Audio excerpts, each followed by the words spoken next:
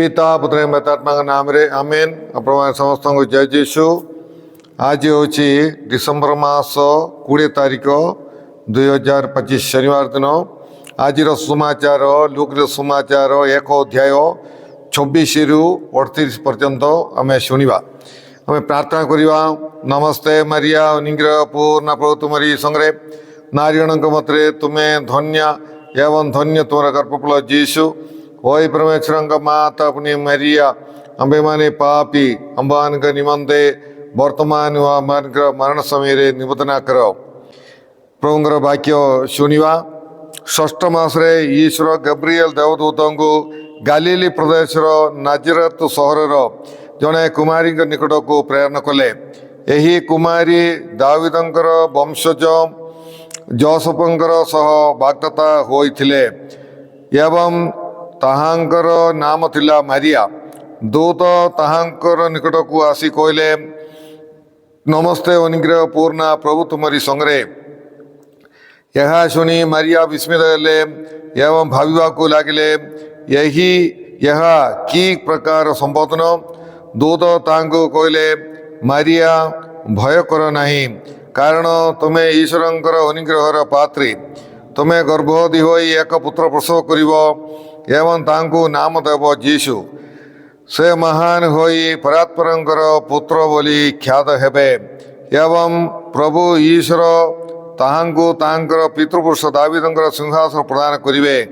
से याकबंकर वंश उपरे जुगे जुगे राजत्व करिवे एवं तांकर राज्यत्वर शेष हेब नहीं। मारिया दूतों को पचारे, किंतु यह किपरि संभव मुझे कुमारी। देवदूत कहले, पवित्र आत्मा तुम ठारे प्रतिष्ठान करिवे एवं परात्परंकर शक्ति तुमको आच्छादन करिव। तेणु जो शिशु तुम ठारू जात हेबे से पवित्र हेबे एवं ईश्वरंकर पुत्र बोली ख्यात हेबे। देखो तुमर आत्मीय एलिसबेथ वृद्धावस्था एक पुत्र लाभ करने को जाउछंदी एवं बंध्या होई मध्य एबे तांकर गर्भधारणर षष्ठ मास चलुची। एणु ईश्वरंक पक्षे असाध्य बोली किछि नहीं। मारिया कहले, देखंतु मो प्रभुंकर दासी, तुमर वाक्य अनुसार मो प्रति घटू। यह परे दूत तांठारु प्रस्थान कले। प्रभुंकर सुसमाचार। हे प्रभु जीशु ख्रीष्ट तुमर प्रशंसा हेउ। कृष्णगढ़ मोर स्नेहर भाई भाई मैंने मुझे समस्त को यही दैनिक आहार प्रोग्राम को मु स्वागत जनाऊँगी। आज सुमाचार उपरे आम ध्यान करवा। आज सुमाचार रे आम जहाँ कहूँ पुत्रेश्वरंकर अवतार विषय रे देवदूत गब्रिएल आसिकी कुमारी मारिया ठारे से यही विषय यही संवाद जनइबा विषय आज सुमाचार रे आम्भे माने शुणिलु। आउ देवदूत गालीली प्रदेश गोटे ग्राम गोटे मफसल ग्राम नाजरेत रे आसिकी कुमारी मारिया जे कि जने साधारण झील 13-14 बयसर गोटे झील को झील पाख को आसिकी से प्रभुंकर दूत देखा देकी संवाद देवाटा आमे शुणिलु। आउ यही कुमारी दाविदंकर वंशर जोसेफ नाम जनक ठारे वाग्दत्ता होइथिले।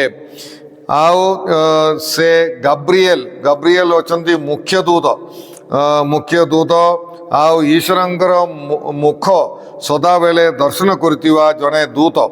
आउ जने साधारण गाँलिया झील पाखरे माने आसीबार गोटे गुरुत्वपूर्ण कारण होची कुमारी मारियांकर पवित्रता।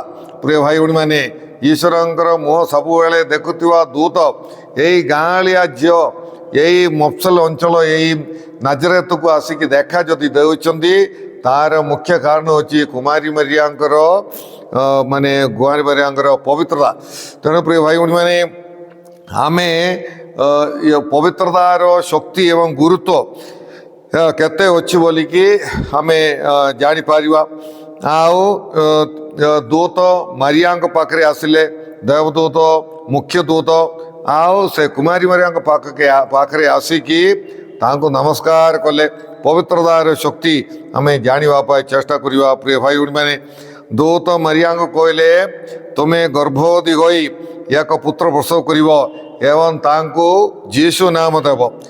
ଯୀଶୁ ଏମାନେ ଯୀଶୁ ସେଟା ଦୁଇ ପଦ, ୟାହୁଏ ଶୁଆ। ୟାହେ ଶୁଆ ବୋଲି କହିଲେ ଈଶ୍ୱର ରକ୍ଷା ବା ଈଶ୍ୱର ରକ୍ଷା କରନ୍ତି। ଏହା ହେଉଛି ଏହା ଶୁଆର ଅର୍ଥ ବା ଯୀଶୁ ନାମର ଅର୍ଥ ହେଉଛି ଈଶ୍ୱର ରକ୍ଷା କରନ୍ତି। ଆଉ ସେ ପରାତ୍ପରଙ୍କର ପୁତ୍ର ବୋଲିକି ଖ୍ୟାତ ହେବେ ବୋଲିକି ଦେବଦୂତ ତାଙ୍କୁ କହିଲେ। କାରଣ ଯୀଶୁ ଈଶ୍ୱରଙ୍କର ପୁତ୍ର ନାହିଁ, ପବିତ୍ର ଆତ୍ମାଙ୍କର ଶକ୍ତିରେ ମାରିଆ ଗର୍ଭବତୀ ହୋଇଥିଲେ। ଆଉ ଯୀଶୁ ହେଉଛନ୍ତି ଈଶ୍ୱରଙ୍କର ପୁତ୍ର, ଈଶ୍ୱର। ଆଉ ସେହିପରି ଦେବଦୂତ କହିଲେ, ସେ ଦାବିଦଙ୍କର ସିଂହାସନରେ ଅନନ୍ତ କାଳ ରାଜତ୍ୱ କରିବେ। ଆଉ ଯୀଶୁ ଅଛନ୍ତି ରାଜା ମଧ୍ୟ। ଆଉ ସେଇ ତାଙ୍କର ରାଜତ୍ୱ କେବେ ଶେଷ ହେବ ନାହିଁ, ଅନନ୍ତ କାଳ ରହିବ। ଆଉ ଏହି ଜଗତର ରାଜାମାନଙ୍କ ପରି ରାଜ୍ୟ ନାହିଁ ଯୀଶୁଙ୍କର, କିନ୍ତୁ ସଦାବେଳେ ପାଇଁ ରହିବ। ଆଉ ଯୀଶୁ ମନୁଷ୍ୟର ସମ୍ପର୍କ ଦ୍ୱାରା ଜନ୍ମ ହୋଇନାହାନ୍ତି, ବରଂ ପବିତ୍ର ଆତ୍ମାଙ୍କର ଶକ୍ତିରେ ଜନ୍ମ ହୋଇଛନ୍ତି। ତେଣୁକରି ସେ ପବିତ୍ର ଏବଂ ଈଶ୍ୱରଙ୍କର ପୁତ୍ର ବୋଲିକି ଆମେ ଜାଣିପାରିବା। ଆଉ ସେ ଈଶ୍ୱରଙ୍କର ଅସାଧ୍ୟ ବୋଲି କିଛି ନାହିଁ ବୋଲିକି ଆଜିର ସୁସମାଚାରରେ ଆମେ ଶୁଣିଲୁ। ତେଣୁକରି ଈଶ୍ୱର କ'ଣ ଅଛି, ପୁରୁଷ ସମ୍ପର୍କ ନଥାଇକି ମଧ୍ୟ ଜଣେ ପିଲାକୁ ସେ ଜନ୍ମ ଦେଇପାରିବ। ତାହା ହିଁ ଏଠାରେ ଘଟିଛି। ଈଶ୍ୱର ନିଜର ଶକ୍ତିରେ କୁମାରୀ ମାରିଆଙ୍କ ଠାରୁ ଯୀଶୁଙ୍କୁ ଜନ୍ମ ଦେଲେ। ତେଣୁକରି ସେ ଅଛନ୍ତି ପବିତ୍ର ଏବଂ ଈଶ୍ୱରଙ୍କର ପୁତ୍ର। ଆଉ କୁମାରୀ ମାରିଆଙ୍କର ଗର୍ଭଧାରଣ, ଏଲିସବତଙ୍କର ଗର୍ଭଧାରଣ, ଏସବୁ ଈଶ୍ୱରଙ୍କର ଶକ୍ତିରେ ହୋଇଛି। ତେଣୁକରି ଈଶ୍ୱରଙ୍କର ଶକ୍ତିରେ ଏବଂ ଈଶ୍ୱରଙ୍କର ଯୋଜନାରେ ଆମେ ବିଶ୍ୱାସ କରିବାର ଅଛି। କାରଣ ଯୀଶୁଙ୍କର ଜନ୍ମ, ସେହିପରି ଦ୍ୱିତୀୟ ଯୋହନଙ୍କର ଜନ୍ମ, ଏସବୁ ଈଶ୍ୱରଙ୍କର ଇଚ୍ଛା ଅନୁସାରେ ଏବଂ ଯୋଜନା ଅନୁସାରେ ହୋଇଛି। ତେଣୁକରି ଆମେ ମଧ୍ୟ ଈଶ୍ୱରଙ୍କର ଇଚ୍ଛାକୁ ନିଜକୁ ସମର୍ପଣ କରିବା ଉଚିତ। ଆଉ ଆମର ଜୀବନରେ ମଧ୍ୟ ବିଭିନ୍ନ ଅଭାବ ଅସୁବିଧା ଗୁଡ଼ିକ ହୋଇପାରେ। ଆଉ କିନ୍ତୁ ଆମେ ନିରାଶ ନ ହେଇକି ଆମେ ପ୍ରାର୍ଥନା କରିବା। କାରଣ ଆମେ ଯେଉଁ ଈଶ୍ୱରଙ୍କ ଠାରେ ବିଶ୍ୱାସ କରୁଅଛୁ, ସେ ଈଶ୍ୱରଙ୍କର ଅସାଧ୍ୟ ବୋଲି କିଛି ନାହିଁ। କିନ୍ତୁ ଆମେ ପ୍ରାର୍ଥନା କରିବା। ଏବେ ଜାକରିଆ ଏବଂ ଏଲିସବତ ସେମାନେ ବୃଦ୍ଧା ଅବସ୍ଥା ପର୍ଯ୍ୟନ୍ତ ସେମାନେ ପ୍ରାର୍ଥନା କଲେ। ଆଉ ଈଶ୍ୱର ବୃଦ୍ଧା ଅବସ୍ଥାରେ ସେମାନଙ୍କୁ ଗୋଟେ ଛୁଆ ଦେଲେ। ତେଣୁକରି ଈଶ୍ୱର ତାଙ୍କର ଇଚ୍ଛା ଅନୁସାରେ କେତେବେଳେ ମଧ୍ୟ ଆମର ପ୍ରାର୍ଥନା ଶ୍ରବଣ କରିବେ। ତେଣୁକରି ନିରାଶା ନ ହେଇକି, ହତାଶ ନ ହେଇକି, ବିଚାର ନ ହେଇକି ଆମେ ପ୍ରାର୍ଥନା କରିବା ଏବଂ ବିଶ୍ୱାସ ରଖିକି ଆମେ ପ୍ରାର୍ଥନା କରିବା। କାରଣ ମୁଁ ଯେଉଁ ଈଶ୍ୱରଙ୍କ ଠାରେ ବିଶ୍ୱାସ କରୁଅଛି, ସେ ଈଶ୍ୱରଙ୍କର ଅସାଧ୍ୟ କିଛି ନାହିଁ।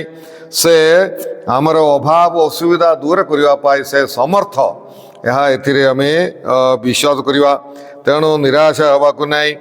ମାରିଆ କହିଲେ, ଦେଖନ୍ତୁ ମୁଁ ପ୍ରଭୁଙ୍କର ଦାସୀ, ତୁମର ବାକ୍ୟ ଅନୁସାରେ ମୋ ପ୍ରତି ଘଟୁ। ତେଣୁକରି ଏହାର ଅର୍ଥ ହେଉଛି ମୁଁ ଆଉ ମୋର ନିଜର ନାହିଁ,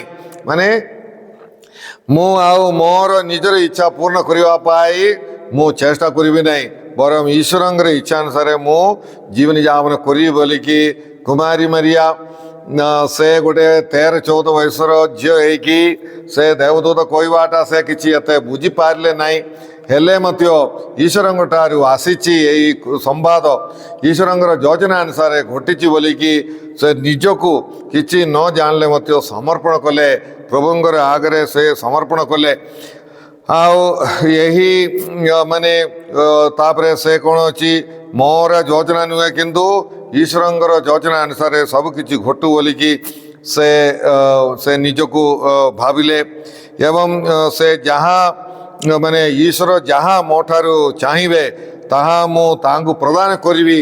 मोर शक्ति मोर बुद्धि मोर जीवन मोर सुख सबकि मु ईश्वर को समर्पण करी बोलिकी से भाविले आउ तांकर इच्छा मु पूर्ण करी बोलिकी कुमारी मरिया निष्पत्ति कले।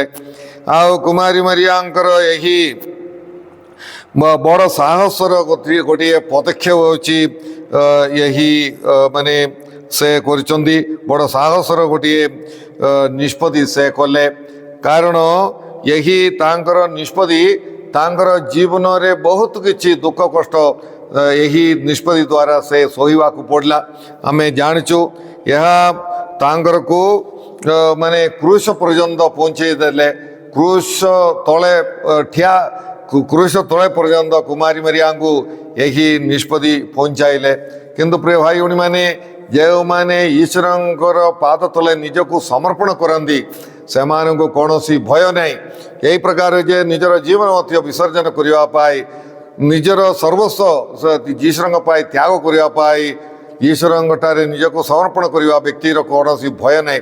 एवं देखो गोटे उदाहरण कहले अब्राहम विषय अब्राहम किसी जान नथिले तमें एठू अन्य देश को पलि जाओ बोलिकी जी ईश्वर कहले कुआड़े जीवार अच्छी कौन हम कि जान नथिले हेले मध्य से बाहर पड़ले परे परे 100 बयस गोटे छुआ को से पाइले ईश्वर कहले से छुआ को नहीं कि तुम्हें बलि दियो पचकुजा है ना से छुआ को नहीं कि मत से बलि देवाई से बाहर पड़ते यह हूँ ईश्वर निजक समर्पण कर व्यक्तिर से कौन भय ना ईश्वर इच्छा पूर्ण करने से प्रस्तुत अच्छा मोर जीवन को आम परीक्षा करवा प्रिय भाई भौणी मैंने आमर जीवन को आम परीक्षा करवा आम निजक ईश्वर समर्पण करुचु आम कहूँ किंतु प्रिय भाई भौणी मैंने यह कार्य देखवाई मोर समर्पण जीवन रे ईश्वर सबकि देवाई त्याग सहीवाई मो प्रस्तुत अच्छी कि नहीं यही विषय आम ध्यान करवा आउ मोर जीवन रे गोटे धैर्य अच्छी कि जहाँ आसले मत मोर ईश्वर मो पाई सबकि भल करेंगे तेणुक से जहाँ मो ठारू मागिबे ता मु प्रदान करी बोलिकी कुमारी मरिया परी अब्राहम परी साधु जोसेफ परी गोटे निष्पत्ति गोटे धैर्य आमर जीवन रे अच्छी कि नहीं ये सबू आम भावी देखा प्रिय भाई भौणी मैंने सेपरी कुमारी मरिया नमूना आम समस्त बहुत गुरुत्वपूर्ण आउ से माने बहुत गुरुत्वपूर्ण गोटे नमूना से आम मान को देइचंदी आउ से जो रिस्क नेउचंदी ता केते भयंकर भयंकर आउ वर्तमान निष्पत्ति तांकर जीवन रे बहुत किछि त्याग सहिवा को पड़थिला।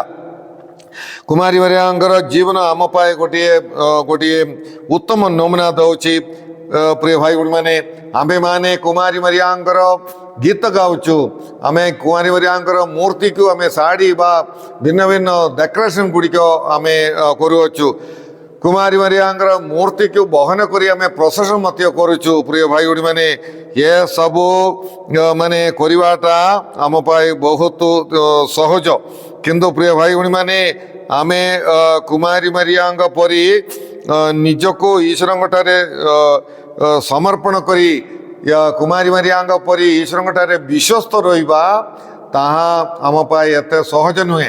तेणु प्रिय भाई भौणी मैंने आम जो माने कुमारी मरिया को सम्मान दौचु कुमारी मरिया से विश्वस्तता मु प्रभुंकर दासी बोलिकी निजको समर्पण कले सही समर्पण रे से विश्वस्त रहिले जहाँ आसिले मत से विश्वस्त रहिले बहुत सहवाक पड़े मत से विश्वस्त रहिले प्रिय भाई भौणी मैंने तेणुक आमे माने जो माने कुमारी मरिया को सम्मान दौचु प्रार्थना करुचु आमे आमे मत ईश्वर ठारे आमर प्रतिज्ञा रे विश्वस्त रहिबा पाई आमे चेष्टा करिबा सेहीपरि आमे माने समस्ते पवित्र जीवन यापन करिबा पाई आमे चेष्टा करिबा पवित्र आमर माँ होची पवित्र माँ आमर माँगर संतान है आमे मत पवित्र जीवन यापन करिबा पाई चेष्टा करिबा पवित्रता ही मोर शक्ति पवित्रता जदि मोर नाई मोर किछि शक्ति नाई मोर किछि नाई बोलिकी आमे भावी देखिबा प्रिय भाई भौणी माने पवित्रता व्यतीत आम ईश्वर दर्शन पाई पारिबा नहीं बोलिकी